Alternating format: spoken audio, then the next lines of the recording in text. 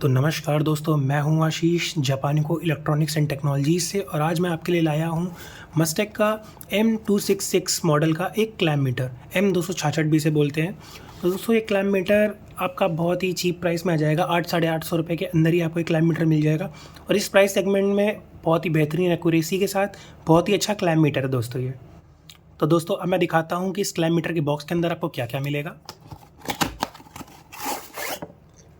एक ये बहुत ही प्रीमियम बैग आपको मिल जाएगा जिसके अंदर आप अपना क्लैम्प मीटर वापस से रख सकते हैं।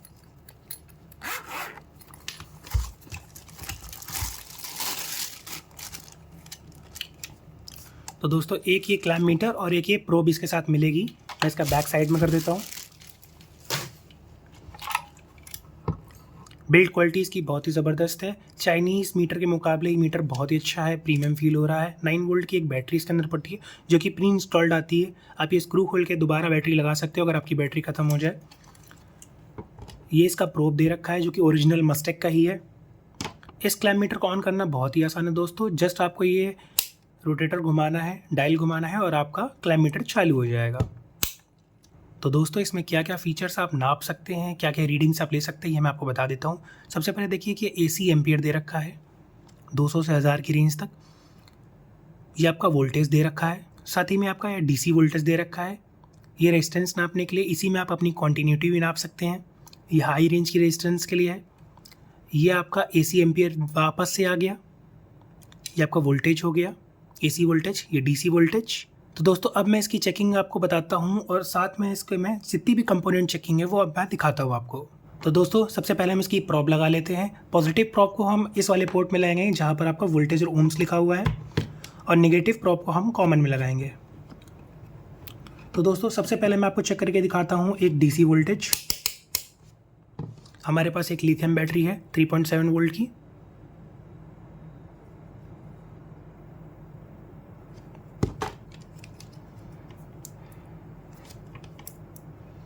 देखिए दोस्तों 3 वोल्ट ये बता रहा है, यानी कि हमारी बैटरी बिल्कुल सही है। तो दोस्तों अब हम इसमें चेक करने जा रहे हैं एक 10K की रेजिस्टेंस, और मैंने इसको लगा रखा है 20K के पॉइंट पे। बिकॉज अगर मैंने इसको 200 पे लगा दिया तो ये 200 ओम्स हो जाएगा जो कि 10K से कम है, तो इस रेजिस्टेंस को ये नाप नहीं पाएगा। तो फिलहाल मैं मीटर रखता हूँ और आपको दिखाता हूँ। देखिए दोस्तों 9.8 आ रहा है, तो ऑलमोस्ट ये 10K की रेजिस्टेंस है। ये रेजिस्टेंस हमारी चेकिंग हो गई। तो अब आप रेजिस्टेंस चेकिंग सीख चुके हैं। तो दोस्तों रेजिस्टेंस चेकिंग के बाद अब बारी आती है कैपेसिटर चेकिंग की। कैपेसिटर चेकिंग के लिए हमने इसको ओम्स पे ही लगा के रखा हुआ है। कैपेसिटर की चेकिंग दोस्तों ये होती है कि पहले कोई वैल्यू आनी चाहिए और उसकी कुछ देर बाद वो वैल्यू 0 हो जानी चाहिए। तो हम पॉजिटिव को पॉजिटिव में लगाते हैं, नेगेटिव को नेगेटिव लगाते हैं। रीडिंग ध्यान से देखिएगा।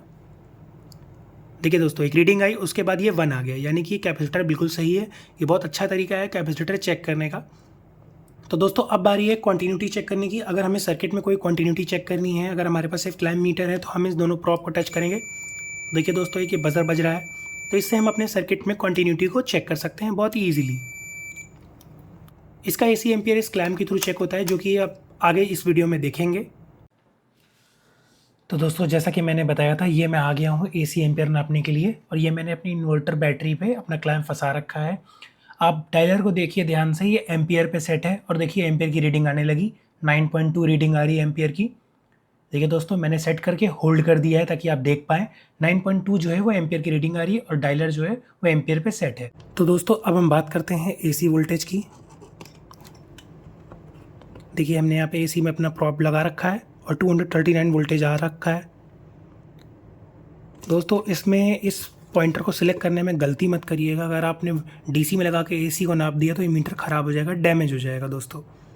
तो आई होप मैंने आपको AC वोल्टेज जांचना सिखा दिया है। तो दोस्तों अब बात करते हैं इसके होल्ड फीचर की। जैसे हमें कोई भी डेटा अगर होल्ड करना है, तो हमने इसको यहाँ पे इस बटन को प्रेस कर दिया, होल्ड बटन को, तो ये देखिए हमारा डेटा 2 लिख के आ रहा है, ये हमारा फ्रीज़ हो गया है। अब जब तक हम इस बटन को नहीं हटाएंगे ये डेटा हमारा फ्रीज़ रहेगा। देखिए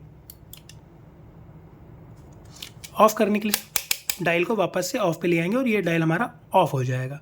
तो दोस्तों ये रहा इस पूरे मीटर की कंपोनेंट टेस्टिंग। इसके अंदर आप लिमिटेड फीचर्स ही चेक कर सकते हैं।